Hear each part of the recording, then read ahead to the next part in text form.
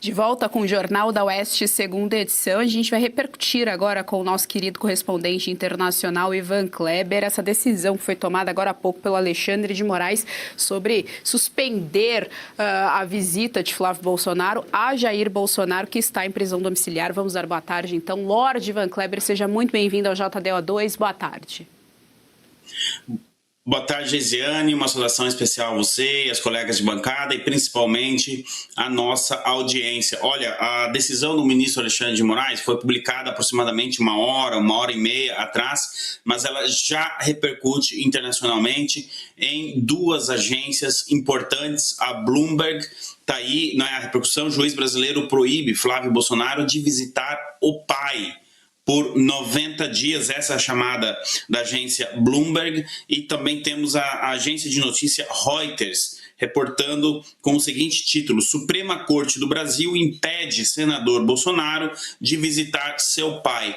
Geisiane, repare no tom das duas chamadas, tanto da Bloomberg quanto da Reuters, que estão longe de ser publicações conservadoras de direita. Elas não fazem referência ao presidente Jair Bolsonaro como ex-presidente, mas sim como pai. Isso tem uma mensagem forte, não é? Do ponto de vista internacional, eu tenho certeza que a repercussão será enorme, até porque muitas agências, revistas, jornais, mundo afora, utilizam as publicações justamente da Reuters e da Bloomberg como base para publicações. Então, a gente já tem essa cobertura internacional sobre essa questão, e tanto a Reuters quanto a Bloomberg tentaram contato com a equipe de Flávio Bolsonaro e com ele diretamente, mas até o momento não obtiveram nenhum resultado.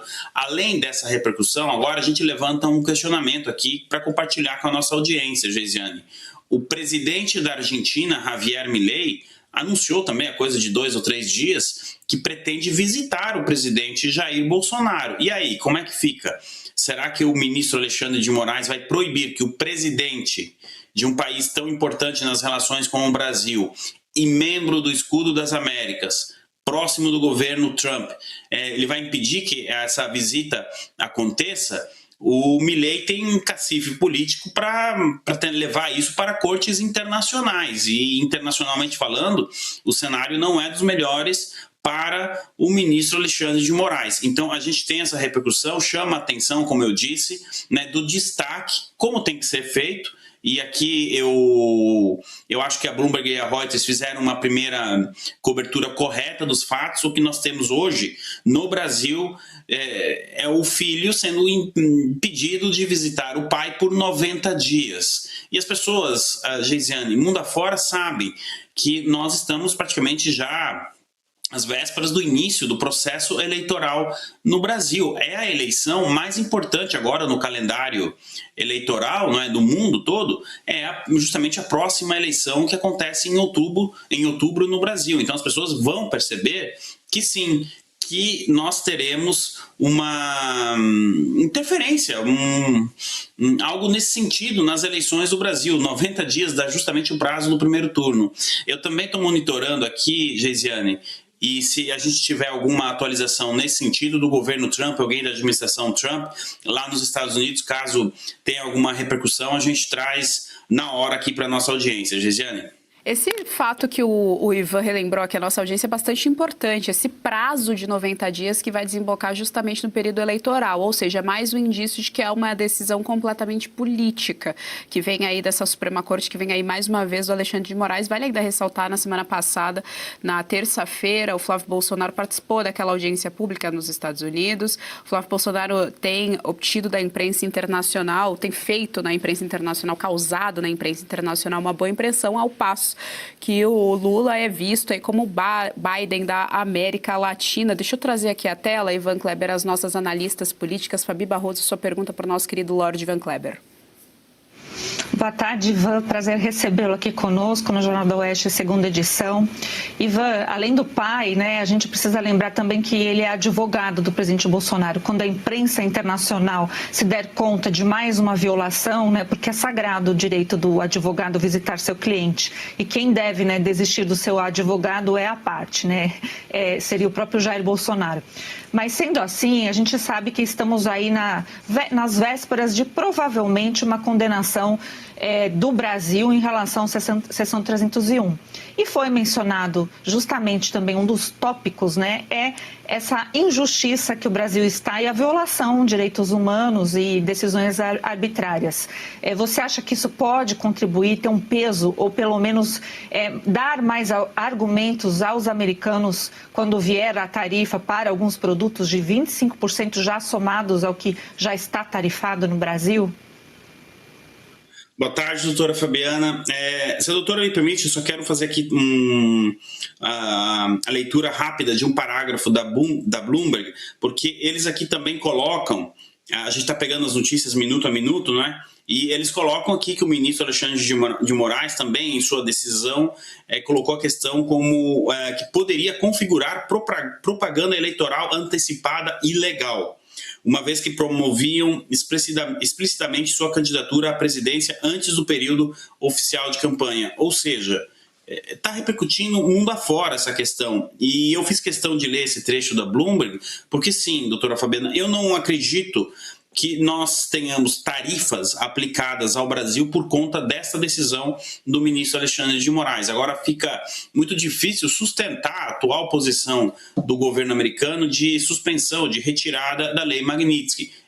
O governo americano tem outros meios, né, para mandar um recado aí para o ministro Alexandre de Moraes. Provavelmente eles vão fazer uma averiguação junto à Embaixada dos Estados Unidos no Brasil, né, jurídica da questão, e tomar uma decisão sobre o que fazer. Mas fica claro aqui, né, que sim, que é possível. Então, doutora Fabiana, eu separaria o que são as tarifas para produtos, que é uma decisão política, que ali o Flávio está articulando, já fez o que podia, né, junto com os empresários, para evitar essas tarifas. Aqui a gente entra na questão não política ou comercial, mas de direitos humanos. É disso que nós estamos falando.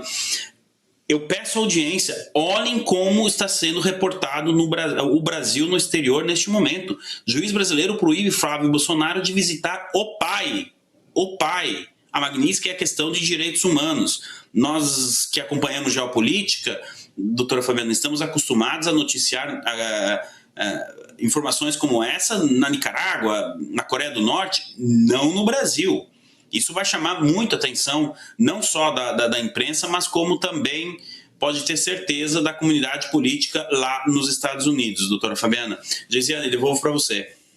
Ivan Kleber, a gente tem aqui também um posicionamento do Rogério Marinho, que além de senador é coordenador de campanha do pré-candidato à presidência Flávio Bolsonaro.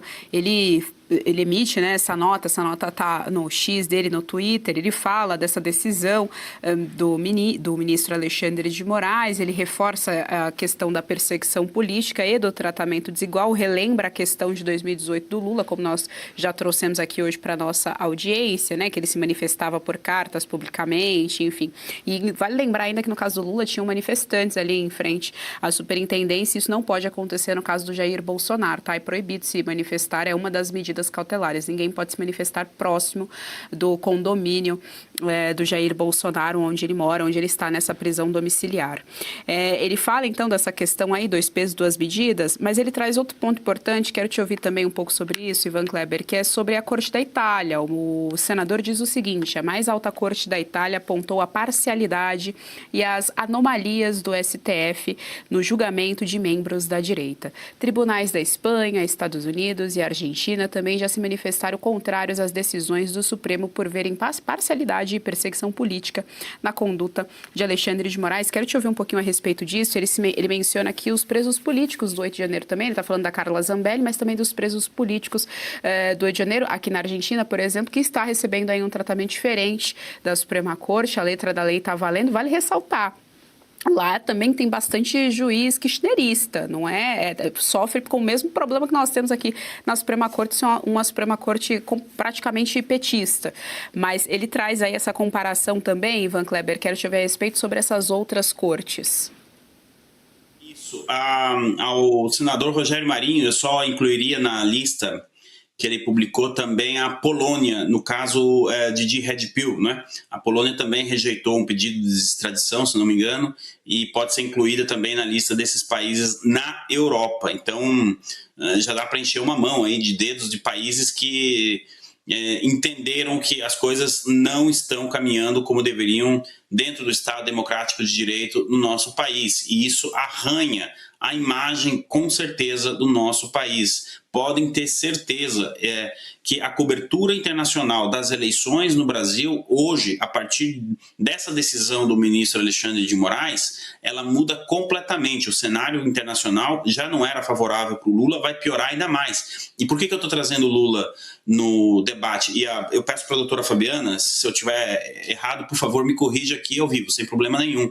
Mas, se não me engano, essa decisão do ministro Alexandre de Moraes parte de um pedido do Lindenberg Farias. Se eu estiver errado, me corrijam. Ou seja, não vai ter como separar o governo Lula dessa decisão do ministro Alexandre de Moraes. E como foi bem dito aqui antes, e a nossa direção gentilmente colocou as imagens, o PT fazia isso, eles, quer dizer, liam cartas em público. O Lula recebeu pessoas do mundo todo ali na Superintendência da Polícia Federal em Curitiba. E agora a gente tem, repito, é isso que está sendo dito, um pai não pode receber a visita do filho, que, ok, é pré-candidato à presidência da República. Em uma democracia isso deveria ser até, né, saudado, né? Não, parece que é um crime o Flávio ter colocado o nome dele para disputar essas eleições, quer dizer, vai ser oficializado no dia 25. Então, eu acredito que isso possa gerar um movimento. Eu estou acompanhando os bastidores, ainda é cedo, não é? Aconteceu agora há pouco, mas pela minha experiência e pelo que eu venho acompanhando, eu não me surpreenderia se a gente tivesse até um posicionamento do Escudo das Américas nas próximas horas ou nos próximos dias. Várias linhas vermelhas foram cruzadas no Brasil desde 2021 até hoje. Essa é mais uma linha. A diferença é que antes não tínhamos essa direita internacional unida que pode dar um apoio para que as coisas voltem para o Estado Democrático de Direito no Brasil. Gesiane, devolvo para você.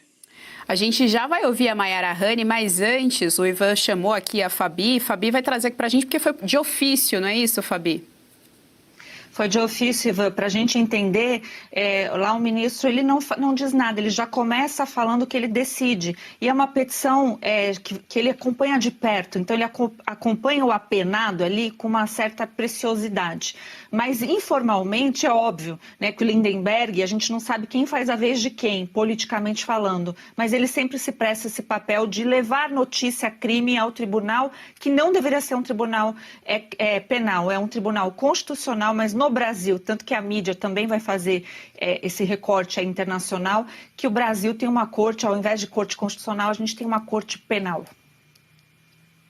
Perfeito, doutora Fabiana. Importante a gente levar a informação correta para a nossa audiência, mas não impede, né, o fato de que o Lindenberg Farias entrou com esse pedido. Lindenberg entrou, o pessoal também costuma fazer bastante isso, inclusive em uma das brigas todas ali na Câmara dos Deputados, Hugo Mota chegou a falar isso para um dos deputados, que aciona então o STF, é o que vocês costumam fazer mesmo. Então, quer dizer, se o Hugo Mota, senhores, não está aguentando esse comportamento, avalie o resto do Brasil. Mas nós estamos aqui repercutindo e pode falar, Ivan, por favor, Ivan. Agência de notícias, desta vez a emissora, BBC News, também repercute internacionalmente em sua sessão em português a decisão do ministro Alexandre de Moraes, e eles colocam aqui os argumentos pelo qual o ministro Alexandre de Moraes suspendeu o direito do senador e pré-candidato à presidência Flávio Bolsonaro de visitar o pai e o ex-presidente Jair Bolsonaro por um período de 90 dias. E aí, basicamente, eles trazem as informações que as outras agências também já repercutiram, mas aí temos uma terceira agência na emissora internacional repercutindo o assunto. Gesiane. Então, é exatamente isso, estamos aqui com essa repercussão internacional, nós temos 3 veículos de comunicação, veículos grandes de comunicação e não necessariamente a direita, que já estão repercutindo essa decisão do Alexandre de Moraes, a Bloomberg, a BBC e o Reuters também aí trazendo essa informação aqui para a nossa audiência. Mayara, sua pergunta para o nosso querido Lorde Van Kleber. Sempre bom ter você aqui com a gente. O que eu queria saber a sua opinião, a sua análise é o seguinte: a gente tem visto a total destruição da credibilidade, né, das nossas instituições aqui no Brasil, de quem está do lado de fora. Antes poderia ser pouco comentado, as informações aqui não chegavam lá fora, e agora, como você mesmo trouxe, isso foi super noticiado de forma muito rápida em veículos internacionais. E o questionamento que muitas pessoas fazem é do quão pífio é a capacidade do governo de fazer uma diplomacia, né? Ao meu ver, a diplomacia do governo, ela existe, só que ela existe para outro lado, né? Eu vejo que é uma estratégia do governo de se posicionar contra o Trump, contra o Ocidente, na qual fazemos parte, né? Mas é um interesse do Lula que as tarifas sejam impostas ao Brasil, porque acaba valorizando aquele discurso de soberania que o Lula traz, né? É um interesse até talvez do Milei querer visitar o Bolsonaro, porque vai dar fôlego também para essa narrativa do Lula. E, consequentemente, nesse discurso todo, ele vai se posicionando cada vez mais próximo do eixo do mal, do eixo das ditaduras, mais próximo da China, né? Então, tudo isso que tem acontecido, por pior que seja para a credibilidade das nossas instituições, por outro lado, tem fortalecido muito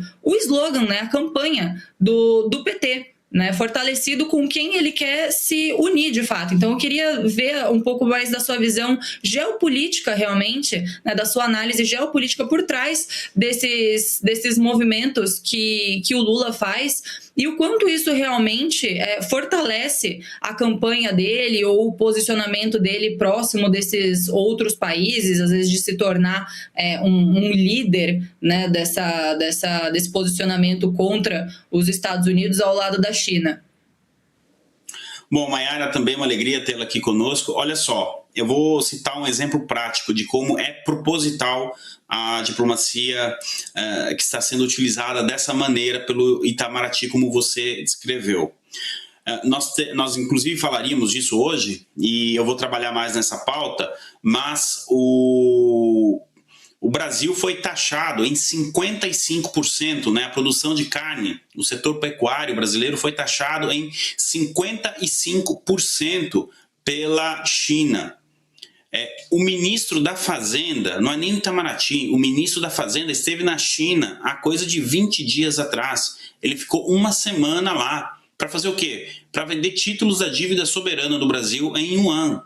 Ele poderia muito bem ter articulado isso com os chineses, colocado essa questão na mesa. E poderiam ter montado um corpo diplomático para resolver essa questão com a China. Não fizeram. É óbvio, é lógico que foi proposital, porque não é que o governo chinês acordou de manhã e aplicou essas tarifas. Existe uma cota e o Brasil atingiu essa cota. Agora, o governo Lula diz que tem tanta proximidade assim com o Xi Jinping. A gente tem a Janja falando do TikTok. Para falar do TikTok, ela é boa. Mas por que ela não foi negociar as tarifas, então, diretamente com o Xi Jinping de 55%? Agora, o senador Flávio Bolsonaro, ele até se colocou à disposição de conversar com a embaixada da China para ver se conseguia articular isso aí.